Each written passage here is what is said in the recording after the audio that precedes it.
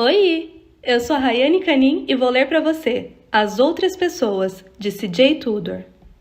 Dedicatória. Para minha mãe e meu pai, as melhores pessoas. O inferno são os outros, Jean-Paul Sartre. Ela dorme, uma menina pálida num quarto branco.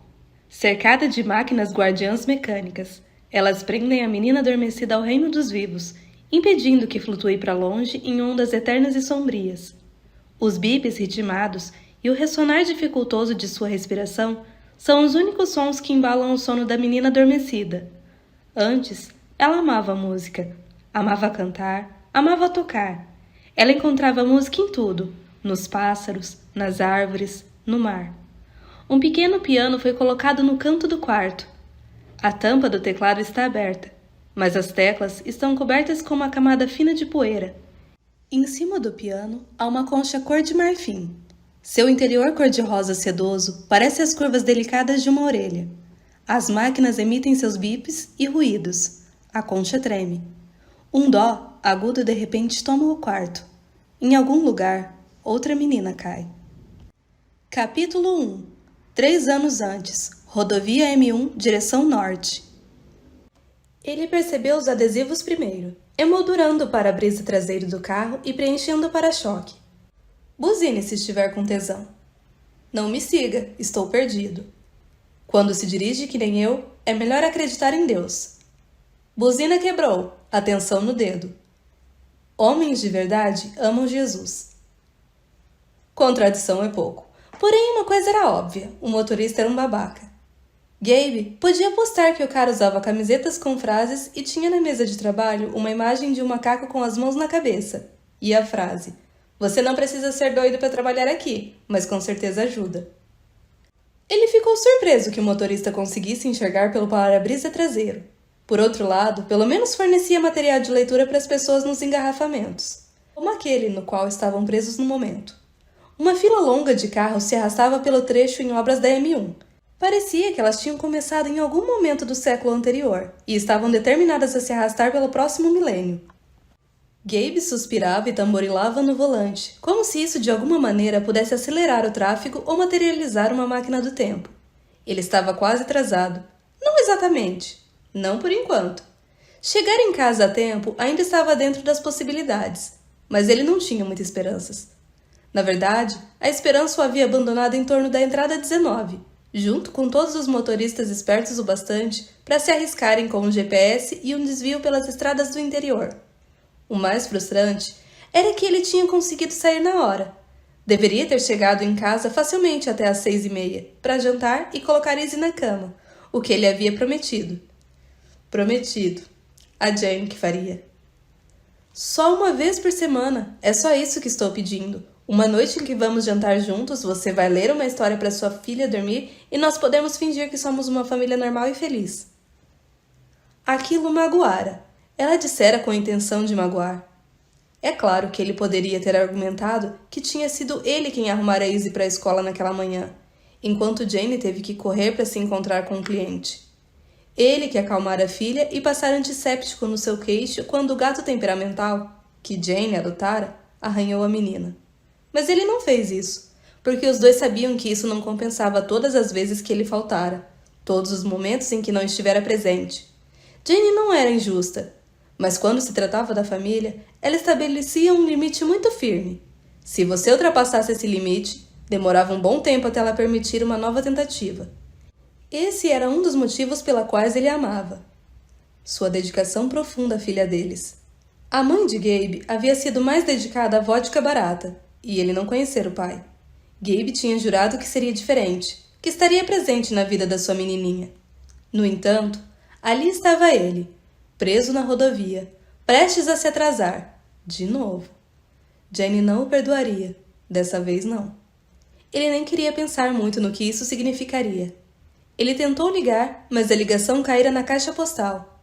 E agora seu celular estava com 1% de bateria, o que significava que desligaria a qualquer momento. E é claro que justamente hoje ele havia esquecido o carregador em casa. Tudo o que podia fazer era ficar lá parado, lutando contra o desejo de pisar no acelerador e atropelar todo o trânsito à sua frente, tamborilando agressivamente no volante encarando o maldito cara dos adesivos. Muitos dos adesivos pareciam velhos, desbotados e amassados. Aliás, o próprio carro parecia centenário. Um velho Cortina ou algo parecido. Era daquela cor muito popular nos anos 1970. Um dourado meio apagado. Banana podre. Pôr do sol poluído. Sol moribundo. Fumaça cinzenta e imunda era cuspida de vez em quando do escapamento torto. O para-choque estava todo pontilhado de ferrugem. Ele não conseguia ver a marca do fabricante, que provavelmente caíra junto com metade da placa. Restavam só as letras T e N. E o que parecia parte de um 6 ou 8. Gabe franziu a testa. Tinha certeza de que isso era contra a lei. Aquela banheira nem devia estar circulando. Provavelmente não tinha seguro nem um motorista qualificado. Melhor não se aproximar muito. Ele estava pensando em trocar de pista quando o rosto de uma menina apareceu pelo para-brisa traseiro, perfeitamente emoldurado pelos adesivos descascados. Ela parecia ter 5 ou 6 anos, rosto rechonchudo e corado, cabelo louro fino, preso em 2 Marias Chiquinhas. Seu primeiro pensamento foi que ela deveria estar presa numa cadeirinha para crianças. Seu segundo pensamento foi: Easy. Ela o encarou. Seus olhos se arregalaram. Ela abriu a boca, revelando o espaço de onde um dente da frente havia caído. Ele se lembrava de ter embrulhado o dente num lenço e escondido embaixo do travesseiro para a fada do dente. Ela gritou, sem som: Papai! Então alguém estendeu a mão, agarrou seu braço e a puxou para baixo. Fora de visão. Sumiu, desapareceu. Ele encarou a janela vazia. Easy. Impossível. Sua filha estava em casa com a mãe, provavelmente vendo Disney Channel enquanto Jenny preparava o jantar.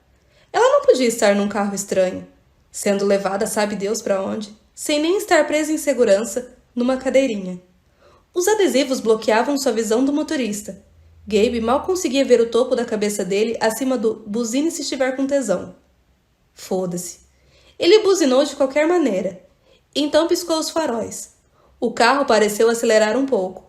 À frente, as obras na pista terminavam e as placas de 80 km por hora eram substituídas pelo limite de velocidade nacional. Easy. Ele acelerou. Estava num Range Rover novinho. O carro disparou feito um foguete. Ainda assim, a banheira enferrujada à sua frente estava se afastando. Ele pisou ainda mais fundo no acelerador. Encarou o velocímetro passando dos 120 km por hora. 125, 130. Ele estava se aproximando e então a banheira de repente se enfiou na pista do meio e ultrapassou vários carros. Gabe seguiu, cantando o pneu na frente de um caminhão. O estrondo da buzina quase o deixou surdo. Seu coração parecia que ia explodir seu peito. Que nem a porra do Alien. O carro dos adesivos costurava o tráfego perigosamente. Gabe estava preso entre um Ford Focus do lado e um Toyota na frente. Merda. Ele deu uma olhada pelo retrovisor, entrou na pista direita e então ultrapassou o Toyota. Ao mesmo tempo, um Jeep surgiu pela esquerda, que por pouco não bateu na frente do carro. Ele pisou nos freios com toda a força. O motorista do Jeep ligou o pisca-alerta e ergueu o dedo do meio. Vai se fuder você, seu miserável!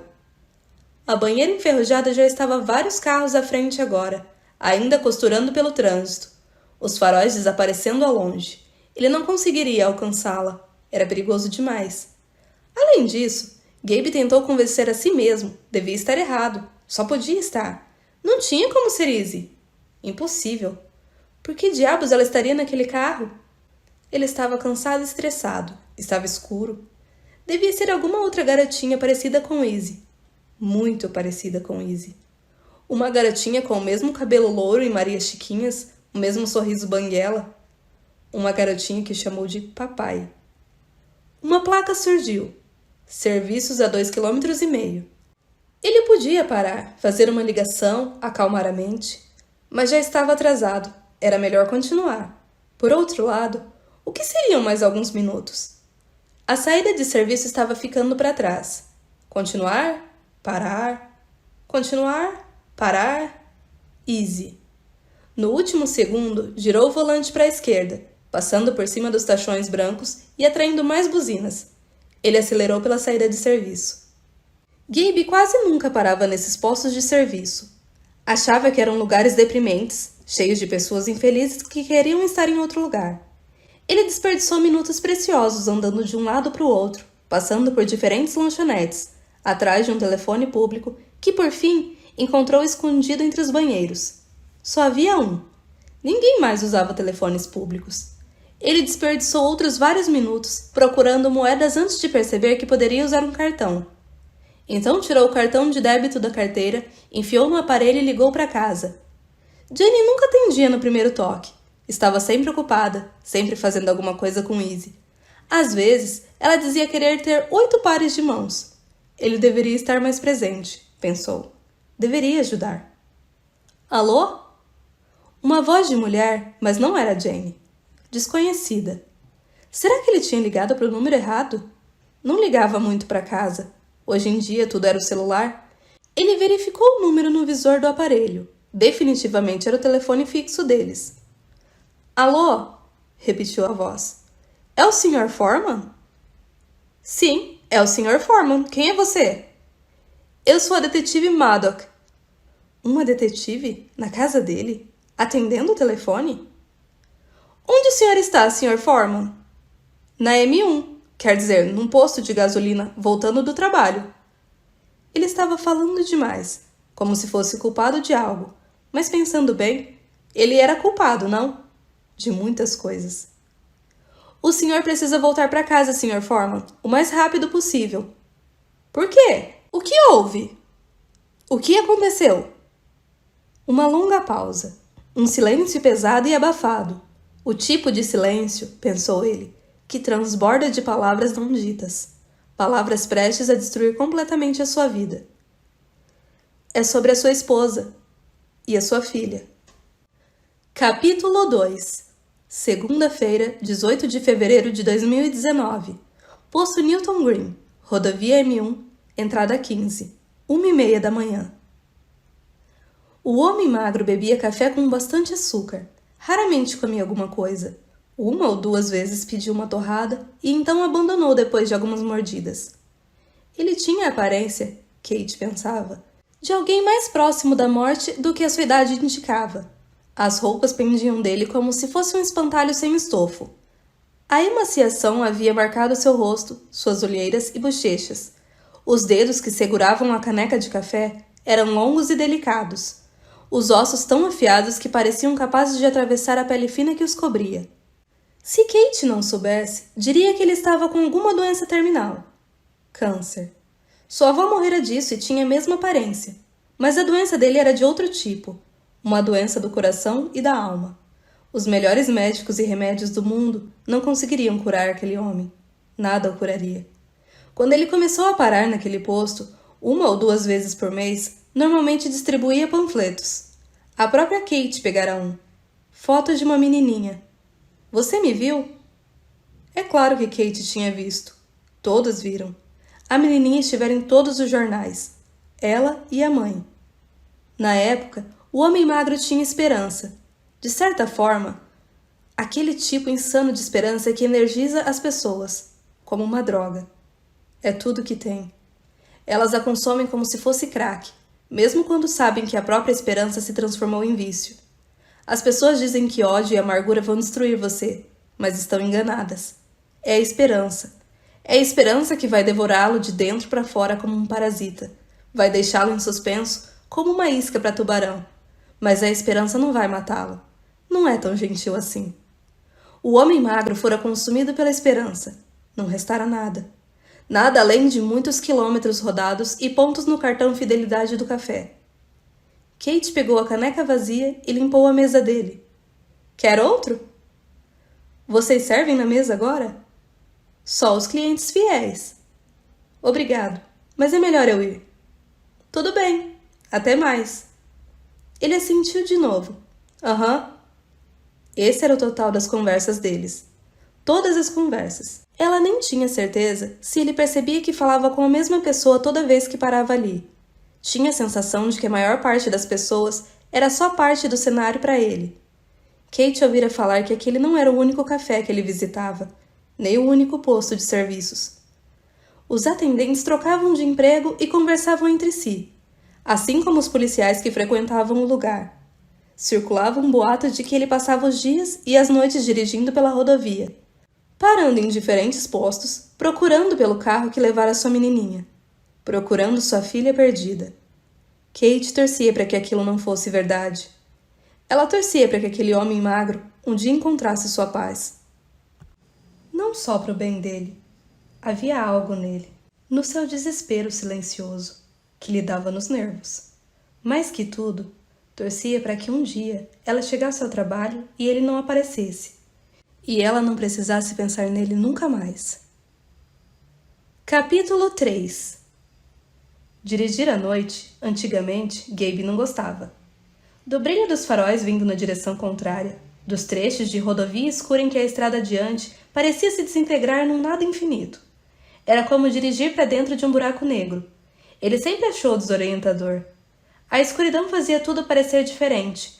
As distâncias mudavam, as formas se distorciam. Esses dias, noites, era quando ele se sentia mais confortável. Enclausurado no banco do motorista, tocando alguma música agradável e baixa. Hoje era Laurie Anderson, Strange Angels. Era o disco que ele mais ouvia. Havia algo de estranho e sobrenatural que o comovia. Parecia combinar com sua jornada pelo asfalto negro. Às vezes, ele se imaginava navegando por um rio profundo e escuro. Em outros momentos, sentia-se flutuando pelo espaço, numa escuridão eterna. São estranhos os pensamentos que vagueiam, sonâmbulos, a mente às altas horas da madrugada, quando você deveria colocar seu cérebro para dormir em segurança. Mas embora ele deixasse a mente devagar, sempre mantinha os olhos fixos na estrada, alerta, vigilante. Gabe não dormia mais. Não direto. Esse era um dos motivos pelos quais ele dirigia. Quando precisava de um descanso, mais por achar que deveria descansar do que por efetivamente se sentir cansado, ele parava num dos postos de serviço que passara a conhecer tão bem. Era capaz de listar todos, de um extremo ao outro da M1, os estabelecimentos, as classificações e a distância entre eles. Eram, supunham, o mais perto que ele tinha de um lar. Era irônico, realmente, considerando o quanto ele os detestava antes. Quando queria mais do que só um refil de café, estacionava a van numa das vagas de caminhão e se deitava na parte de trás por 1 ou 2 horas. Em geral, ele se ressentia do tempo que perdia, sem fazer nada, sem procurar. Mas se sua mente nunca descansava, seus olhos, mãos e pernas precisavam do intervalo. Às vezes, quando ele saía de trás do volante, a sensação era a de ser um neandertal encurvado, tentando ficar de pé pela primeira vez. Então se forçava a fechar os olhos e esticar seu 1,90 m de altura, tanto quanto a van permitia, por um máximo de 125 minutos a cada 24 horas. Então ele voltava para a estrada. Gabe tinha tudo de que precisava com ele. Produtos de higiene pessoal, algumas mudas de roupa. Às vezes, uma visita à lavanderia o forçava a sair da rodovia e entrar numa cidade. Ele não gostava dessas viagens. Elas o faziam se lembrar da normalidade da vida da maioria das pessoas. Fazer compras, ir para o trabalho, encontrar amigos em cafés, levar as crianças para a escola. Todas as coisas que ele não fazia mais. Todas as coisas que ele tinha perdido ou de que abrira mão. Na rodovia, nos postos de serviço, a vida normal ficava em suspenso. Todo mundo estava indo para outro lugar, numa parada intermediária. Nem aqui, nem ali. Era um pouco como o purgatório. Ele mantinha o celular e o laptop por perto, junto com 2 carregadores e várias baterias extras. Nunca mais cometeria aquele mesmo erro. Quando não estava dirigindo, passava o tempo bebendo café, acompanhando as notícias, caso houvesse alguma notícia, e entrando nos sites de pessoas desaparecidas. A maioria mal passava de quadros de aviso. Postavam chamadas sobre os desaparecidos, atualizações sobre as buscas, organizavam eventos para conscientização, tudo na esperança desesperada de que alguém, em algum lugar, visse algo e entrasse em contato. Ele costumava acompanhar esses sites religiosamente. Depois de um tempo, porém, tudo aquilo derrubou. A esperança, o desespero. As mesmas fotografias, repetidas vezes. Os rostos de pessoas desaparecidas há anos, décadas, preservados no flash de uma câmera. Seus cortes de cabelo ficando cada vez mais datados, seus sorrisos mais congelados a cada aniversário e Natal. E havia também os rostos novos, que surgiam quase diariamente, ainda com ecos de vida. Ele imaginava a marca que permanecia nos seus travesseiros, a escova de dente endurecida no copo, as roupas no armário que cheiravam a sabão em pó e ainda não a mofo e naftalina. Mas isso aconteceria, assim como aconteceu com os outros. O tempo seguiria sem eles. O restante do mundo avançaria rumo ao seu destino. Só seus entes queridos permaneceriam na plataforma, sem conseguir sair, sem conseguir abandonar a vigília. Estar desaparecido é diferente de estar morto. De certa forma, é pior. A morte oferece um fim. A morte dá permissão para o luto, para fazer um funeral, acender velas e deixar flores num túmulo, para seguir em frente. Estar desaparecido é estar num limbo, preso num lugar estranho e desolado onde a esperança brilha, fraca, no horizonte. E o desespero e a angústia espreitam como abutres. Seu telefone vibrou no apoio preso ao painel. Ele deu uma olhada na tela. O nome que surgiu fez os cabelos da sua nuca se arrepiarem. Outra coisa que você encontra, se passar tempo suficiente viajando pelas estradinhas rurais no meio da noite, são outros notívagos, outros vampiros, motoristas de vans e caminhões em entregas de longa distância, policiais, paramédicos, atendentes, como a garçonete loura. Ela estava no turno da noite hoje de novo. Parecia bacana, mas sempre cansada. Ele imaginava que ela fora casada, mas que o marido a abandonara. Agora ela trabalhava à noite, para ter tempo para as crianças durante o dia. Ele costumava fazer isso. Inventava passados para as pessoas, como se fossem personagens num livro.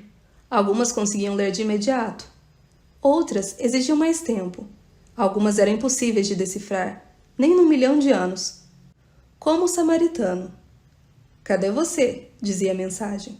Em geral, Gabe não aguentava gente que usava abreviações, nem mensagens. Um resquício da antiga profissão de editor. Mas ele perdoava o samaritano, por inúmeras razões. Ele tocou o ícone do microfone na tela do celular e disse: entre Newton Green e Watford Gap. As palavras surgiram escritas numa mensagem. Gabe tocou para enviar. A resposta chegou. Encontro em Barton Marsh, depois J14, já mando o endereço. Barton Marsh, um vilarejo perto de Northampton. Nada bonito, a uns 50 minutos de distância. Por quê? A resposta só tinha uma palavra que ele estava esperando há quase 3 anos para ouvir, uma palavra que ele temia ouvir. Achei. Capítulo 4. Posto Tib Shelf, entre as saídas 28 e 29 da M1. Fran tomou um gole do café. Bem, ela supunha ser café. O cardápio dizia ser café. Parecia café, cheirava vagamente a café, mas o gosto era uma bosta. Ela abriu outro sachê de açúcar. O quarto. Do outro lado da mesa de plástico grudenta, Alice mordiscava sem muito interesse uma torrada anêmica que cumpria um pouco melhor que o café as descrições do menu. Vai comer isso? Perguntou Fran. Não, respondeu Alice sem prestar atenção. Não te culpo, disse Fran, dando um sorriso simpático, embora o esforço fizesse suas bochechas doerem, o que combinava com o estado dos seus olhos e da sua cabeça. A cabeça latejava mais que nunca sob a luz fluorescente. Ela não havia comido nada desde a manhã anterior. Sua barriga não se importava, mas a cabeça pulsava pela falta de alimento e sono. Isso era parte do motivo pelo qual tinha decidido que elas deviam fazer uma pausa para tomar um café e comer algo. Ha! Bem feito para ela que não tenham conseguido nenhuma das duas coisas. Fran empurrou o café para longe. Quer ir ao banheiro antes de irmos? Alice começou a balançar a cabeça, depois repensou. Ainda falta muito? Boa pergunta. Faltava. Qual distância seria muito? Ela não fazia ideia, mas não queria dizer isso para Alice. Deveria estar no controle, ter um plano. Ela não podia dizer a Alice que estava simplesmente dirigindo, o mais rápido que ousava, tentando abrir a maior distância possível entre elas e seu último endereço. Bom, ainda falta bastante, mas há vários outros postos no caminho. Até elas saírem da rodovia, é claro, e então a única opção seria o acostamento na lateral da estrada. Alice fez uma careta. Acho que posso ir agora. Sua animação a dizer isso era como se tivessem sugerido a ela que entrasse numa jaula com leões devoradores de gente. Quer que eu vá com você? Outra pausa hesitante. Alice tinha, entre outras coisas, uma fobia de banheiros públicos. Porém, perto de completar 8 anos, ela também tinha uma fobia ainda maior de agir que nem bebê. Não, tudo bem. Tem certeza? Ela sentiu, e com um olhar sério e determinado que a fazia parecer muito mais velha do que era, se levantou da cadeira. Depois de outro momento de hesitação, esticou a mão por cima da mesa e pegou sua mochila. Era pequena, cor-de-rosa, decorada com flores roxas. Alice não ia a lugar nenhum sem ela, nem ao banheiro. Quando passou a alça pelo ombro magro, o conteúdo da bolsa chacoalhou e fez barulho. Fran tentou não franzir o senho, nem deixar o medo transparecer na sua expressão. Ela ergueu a caneca de café e fingiu beber enquanto Alice se afastava. Cabelo castanho comprido preso num rabo de cavalo alto, calças jeans para dentro das botas Ugg falsas, um sobretudo imenso engolindo seu corpinho magro. Uma onda de amor primitivo a dominou. Era assim às vezes, assustador, o amor que se sente por uma criança. Desde o primeiro minuto em que você segura aquela cabeça macia e grudenta no colo, tudo muda. Você vive num estado perpétuo de fascínio e terror. Fascínio por ter produzido algo tão incrível e terror de que a qualquer momento isso possa ser arrancado de você. A vida nunca parecera tão frágil, ou tão cheia de ameaças. O único momento em que você não deveria ter que se preocupar com as crianças, ela pensou, era quando estavam dormindo. Nesse momento elas deveriam estar em segurança, aconchegadas nas suas camas. O problema era que Alice não dormia na cama. Nem sempre. Ela caía no sono em algum lugar, a qualquer momento. No caminho para a escola, no parque, no banheiro feminino. Num segundo ela estava desperta, no seguinte, apagada. Era assustador. Mas não tão assustador quanto o momento em que ela acordava. Fran pensou na mochila, naquele chacoalhar constante. O pânico esvoaçou no seu peito como uma mariposa sombria. Alice encarou a placa do banheiro feminino, uma mulher de saia triangular. Quando era pequena, ela achava que aquilo significava que não poderia entrar se tivesse de calça. Ela não queria entrar agora. Seu abdômen se contraía de medo, o que, é claro, só aumentava a vontade de fazer xixi. Não era dos vasos que ela sentia medo, nem dos secadores de mãos barulhentos, embora antigamente ela tivesse um pouco de medo deles. Era outra coisa, uma que era difícil de evitar em qualquer banheiro, mas especialmente nos públicos, com suas fileiras infinitas de pias e cantos inesperados. Espelhos. Alice não gostava de espelhos. Sentia medo deles desde pequena. Uma das suas primeiras memórias era de se fantasiar e descer escondida para se olhar no espelho grande no quarto da mãe. Ela parou na frente do espelho, resplandecente no seu vestido da Elsa, e começou a gritar. Nem todo espelho era um problema. Alguns eram seguros. Ela não sabia o porquê. Não conseguia explicar, não mais do que conseguia explicar porque alguns eram perigosos. Espelhos estranhos eram mais arriscados. Espelhos que ela não conhecia. Era nesses que ela via coisas. Eram esses que podiam fazê-la cair. Vai ficar tudo bem, disse a si mesma. É só olhar para baixo. Continue olhando para baixo. Ela respirou fundo e empurrou a porta. O cheiro enjoativo de desodorizador de ar e desinfetante ficou preso na garganta, deixando-a meio enjoada. Não tinha mais ninguém no banheiro, o que era meio estranho, mas por outro lado ainda estava cedo e o posto estava vazio. Alice correu para o reservado mais próximo, o olhar sempre voltado para baixo, e fechou a porta. Então se abaixou no vaso, fez xixi e rapidamente se secou. Deu a descarga e saiu de novo, ainda tentando manter os olhos fixos no chão. Agora era a parte difícil. Agora ela precisava ir até a pia e lavar as mãos. Ela quase conseguiu, mas o suporte de sabonete não estava funcionando.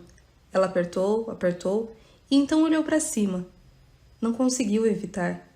Ou talvez houvesse algo naquele brilho proibido que a chamava, como uma porta entreaberta. Era impossível não empurrá-la para ver o que havia do outro lado. A menina teve um vislumbre do seu reflexo, só que não era ela.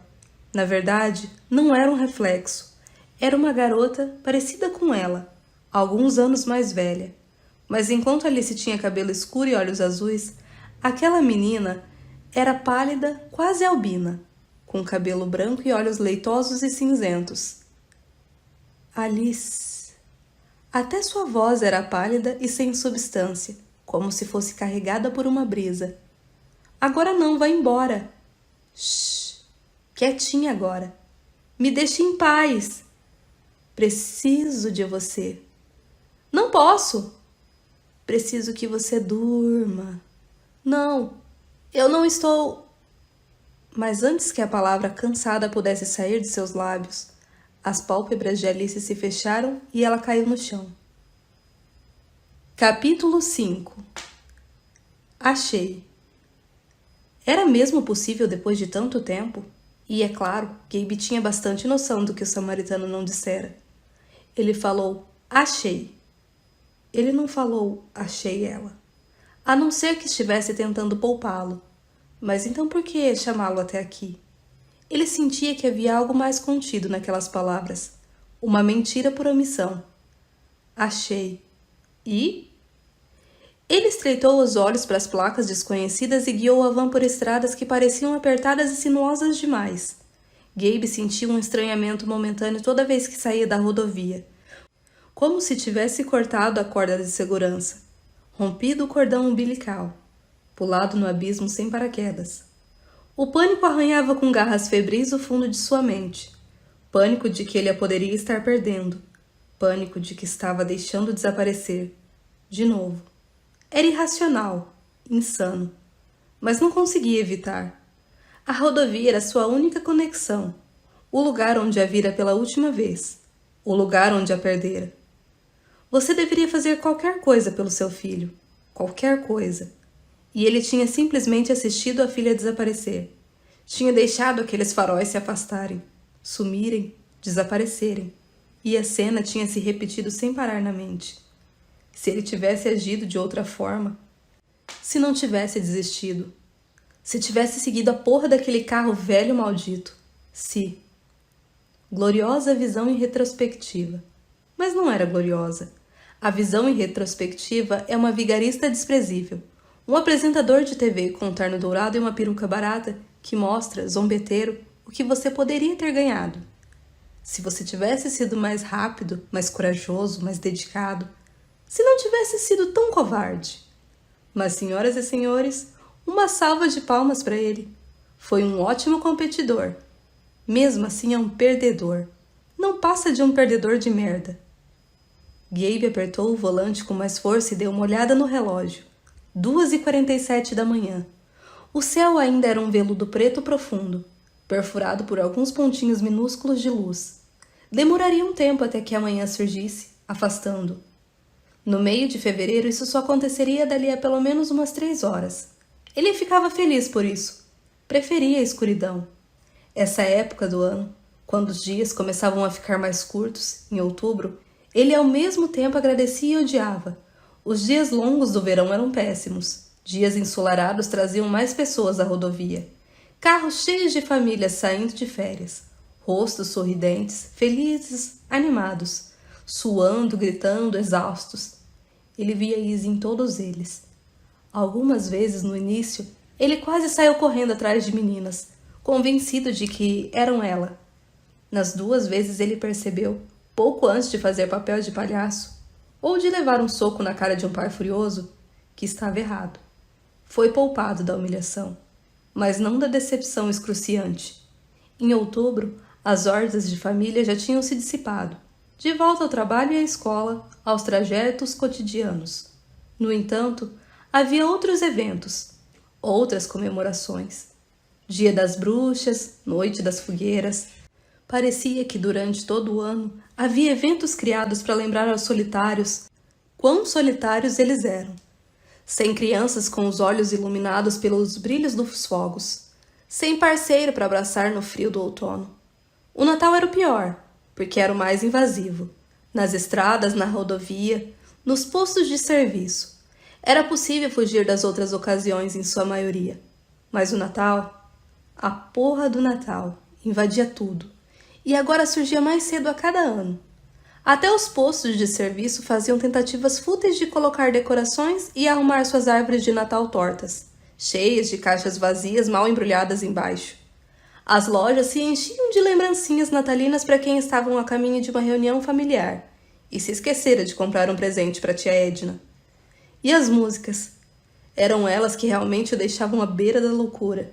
A mesma meia dúzia de músicas natalinas tocando sem parar, e nem eram as originais, as cópias irritantemente ruins. Depois do primeiro ano, ele comprou fones caros, com cancelamentos de ruído, para se livrar delas e ouvir a própria seleção musical, mais melancólica e menos festiva. Gabe odiava o Natal.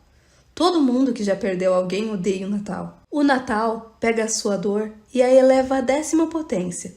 Desdenha de sua perda com cada árvore nevada e cada Papai Noel. Ele faz lembrar de que não há folga, não há respiro. Seu luto é constante e mesmo que você consiga guardá-lo num canto, como uma caixa de enfeites, ele sempre vai voltar, reaparecendo a cada ano, tão familiar quanto o fantasma podre do Jacob Marley. Quanto mais distante estava do Natal, mais calmo ele se sentia. Não feliz. Gabe nunca ficava feliz. Nem tinha certeza se essa avenida emocional ainda estava aberta para ele. Mas havia encontrado algo como aceitação. Não a aceitação de que Izzy tinha partido. A aceitação de que aquela era a vida dele agora.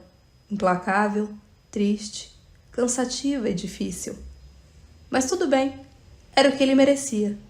Até encontrá-la, de uma forma ou de outra. Uma placa verde emergiu da escuridão à frente. Barton Marsh, 3 quilômetros. Próxima direita. Uma pista de conversão. Ele ligou a seta e entrou. Larry e Anderson cantavam sobre João e Maria, crescidos e de saco cheio um do outro. Não existe felizes para sempre, pensou Gabe. A entrada o levou a uma estrada rural ainda mais estreita e sinuosa, sem postes, só olhos de gato esporádicos piscando para ele do centro da pista. Seu celular apertou com uma mensagem. Perto? 3 quilômetros. Já passou da fazenda? Não. Depois da fazenda tem um recuo. Estaciona. Trilha pela mata. Ok. Trilha pela mata. Seus cabelos se arrepiaram. Por um momento ele se perguntou o que levara o samaritano até ali. Um lugar tão escondido. Então concluiu que na verdade preferia não saber. Ele forçou a mente a se concentrar na estrada de novo. À esquerda. Uma placa surgiu em meio às sombras. Fazenda Old Meadows.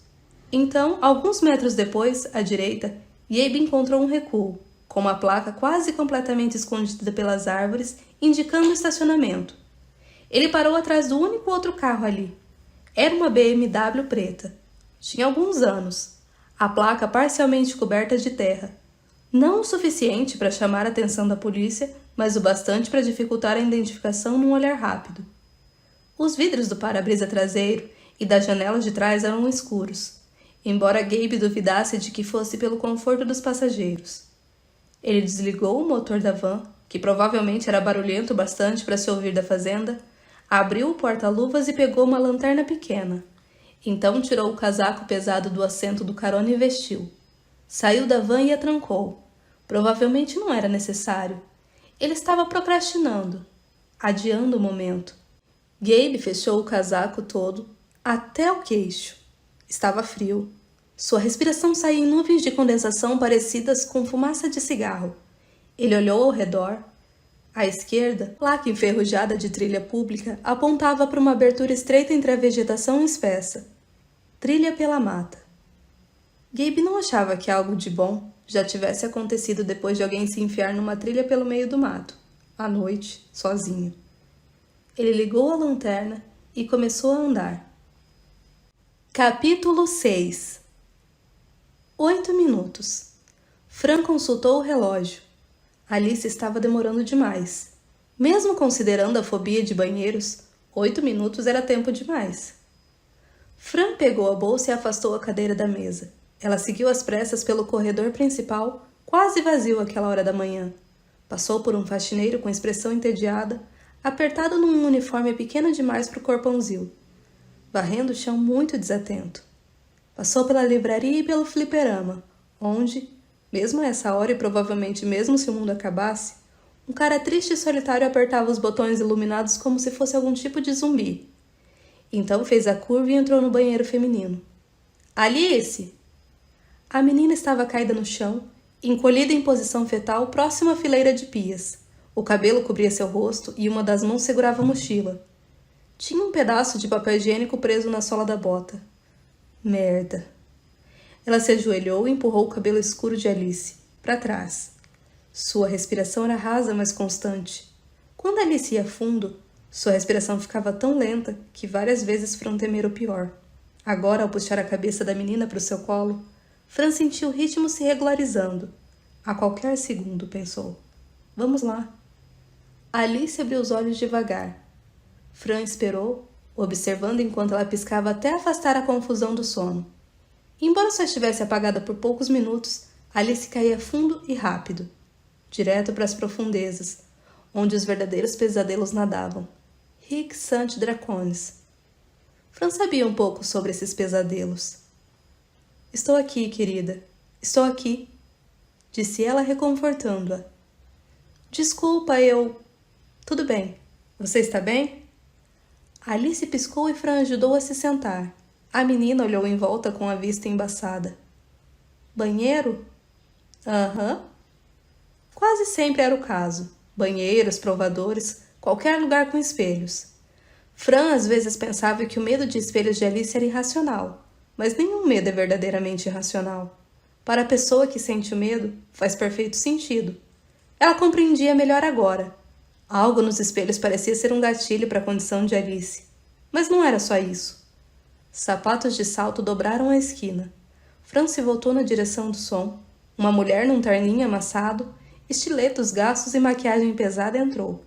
Ela deu uma olhada rápida em Fran e Alice, passou direto por elas e então parou na frente dos espelhos e franziu a testa. Fran seguiu seu olhar. Estava tão focado em Alice que só então percebeu que um dos espelhos em cima das pias estava quebrado. Estilhaços finos cobriam o chão ao redor. A mulher estalou a língua. Esse pessoal... Ela deu uma olhada em Fran e Alice. Sua filha está bem? Fran forçou um sorriso. Ah, sim. Ela só tropeçou. Tudo certo. Entendi. A mulher assentiu, ofereceu um sorriso rápido e cansado e abriu a porta de um reservado. Provavelmente ficou aliviado de não precisar ajudar. Assim como a maioria das pessoas, elas fingiam se preocupar, mas na verdade ninguém queria sair do próprio caminho por mais ninguém. Todos nós vivemos em fortalezas pessoais de preocupação autocentrada. A moça de sapatos gastos e maquiagem pesada provavelmente se esqueceria delas antes de lavar as mãos.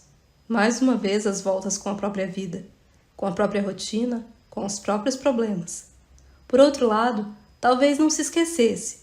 Talvez ela se lembrasse da mulher e da garotinha no chão do banheiro. Ela poderia comentar com alguém, um amigo ou colega de trabalho, um conhecido na internet. Elas precisavam ir embora. Vamos, querida. Ela se levantou e ajudou Alice a ficar de pé, segurando seu braço. Você consegue andar? Estou bem, só caí. Alice pegou a mochila, clique, clac, e pendurou no ombro. Elas caminharam na direção da porta e Alice parou. Espera! Ela se virou. O quê? Rosnou Fran. Alice foi até as pias, pisando nos cacos de vidro. Fran olhou nervosamente para a porta fechada do reservado e então foi atrás. Seu reflexo fragmentado a encarou do espelho quebrado. Um buraco negro no meio. Era difícil reconhecer a estranha naqueles estilhaços. Ela desviou os olhos para a pia. Uma pedrinha estava ao lado do ralo, grande demais para descer. Embora Fran tenha sentido um impulso infantil de tentar empurrar. Alice pegou a pedrinha e guardou na mochila, junto com as outras. Fran não tentou impedi-la. Não podia interferir no ritual, qualquer que fosse, de onde quer que a pedrinha tivesse vindo. A primeira aparecera mais ou menos 1 ano atrás. Alice tinha sofrido outro de seus episódios, despencando encolhida no meio do chão da sala. Quando acordou depois de 20 minutos, Fran viu algo na sua mão. — O que é isso? Perguntou ela, curiosa. — Uma pedrinha. Eu trouxe. — De onde? Alice sorriu e um arrepio de medo percorreu a coluna de Fran. — Da praia. Desde então, toda vez que Alice tinha um episódio, ela acordava segurando uma pedrinha. Fran tinha tentado pensar numa explicação racional. Talvez Alice estivesse pegando pedrinhas em algum lugar, escondendo-as e então, com algum truque de mãos, aparecendo como ao acordar. Era racional, mas não muito convincente. Então, de onde essas porcarias estavam vindo? Ouviram o som da descarga. É melhor a gente ir, disse Fran, brusca. Elas chegaram à porta. Fran olhou para trás. Havia outra coisa incomodando-a no espelho. O buraco no meio. Estilhaços no chão, mas quase nenhum na pia. Será que Alice tinha atirado a pedrinha no espelho? Mas se você quebra um espelho, o vidro cai para baixo. Não explode para frente. Isso só aconteceria se algo fosse jogado através do espelho, por alguém do outro lado. Ela dorme. A menina pálida no quarto branco. Enfermeiras cuidam dela constantemente. Embora ela não esteja num hospital, recebe os melhores cuidados. 24 horas por dia. As enfermeiras são bem pagas e não precisam fazer muita coisa além de virar a menina, lavá-la, certificar-se de que ela está confortável. Tirando isso, as máquinas monitoram o restante. No entanto, há muita troca de pessoal. A maioria dos funcionários não dura mais que alguns meses. Em geral, se supõe que o trabalho não é desafiador o bastante. As pessoas precisam de mais variedade, mais estímulo. Mas isso não é verdade. Miriam é a funcionária mais antiga. Está lá desde o início. Desde antes do início. Há tempo suficiente para ter se apegado à menina. Talvez por isso continue lá, apesar de tudo. Começou alguns anos antes. Foi a primeira vez. Ela estava no andar de baixo fazendo chá quando ouviu uma única nota, tocada no piano, sem se repetir. Será que a menina havia despertado? Impossível. Por outro lado, milagres acontecem. Ela subiu correndo as escadas e entrou no quarto. Tudo parecia igual. A menina adormecida dormia. As máquinas zumbiam, todas as marcações normais. Ela se aproximou do piano. As teclas estavam cobertas de pó. Nada as havia perturbado. Miriam acreditou isso à sua imaginação. Uma semana depois, aconteceu de novo. E de novo. Em intervalos de algumas semanas, uma nota soava no quarto da menina. Não dava para saber quando ia acontecer. Fosse dia, fosse noite. Alguns funcionários começaram a falar de fantasmas, poltergeists, telecinese. Miriam não aguentava esse papo. Por outro lado, não conseguia imaginar explicação melhor. Então ela continuava a fazer seu trabalho, tentando não pensar. Naquela noite, quando a nota soou, ela foi até o quarto da menina com passos cansados. Checou o piano, as máquinas, ficou parada ao lado da menina adormecida e encarou seu rosto pálido, a cabeleira loira. Sempre igual. Ela acariciou seu braço e pousou a mão nos lençóis. Então franziu a testa. Pareciam ásperos, mas não fazia sentido. Tinham sido trocados havia pouco tempo. Como poderiam estar sujos? Ela passou a mão pelos lençóis, ergueu o braço e esfregou os dedos. Não era sujeira, era areia. Capítulo 7. A trilha era estreita e lamacenta. Mata fechada avançava dos dois lados. Não pareceu a Gabe uma trilha particularmente pitoresca ou agradável, nem numa tarde de verão, quanto mais numa noite escura e gelada de fevereiro. Os troncos retorcidos haviam derrubado a cerca bamba dos dois lados. Em alguns pontos acima da trilha, os galhos se encontravam, entrelaçados como mãos diamantes, tão tortos quanto os dedos de um boxeador. Ele tentou controlar o arrepio, uma maldição, às vezes ser escritor. Ou ex-escritor, ele corrigiu. Por outro lado, será que alguém algum dia deixa de ser escritor? Como um alcoólatra, a vontade estava sempre ali. Quando criança, ele sonhava em escrever livros, como seus heróis, Stephen King e James Herbert. Mas crescendo num balneário pobre sem pai e com uma mãe que gastava a maior parte do dinheiro no bar, essa ideia logo fora arrancada dele. Onde ele cresceu, as pessoas desconfiavam de ambições. O trabalho duro e o sucesso dos outros só se relembravam dos próprios fracassos e escolhas ruins. Quem lutava... Oi, tô de volta. E aí, gostou do capítulo? Se quiser ouvir o livro completo, entra no nosso grupo Prêmio no Telegram. Te espero lá. Beijo, até mais!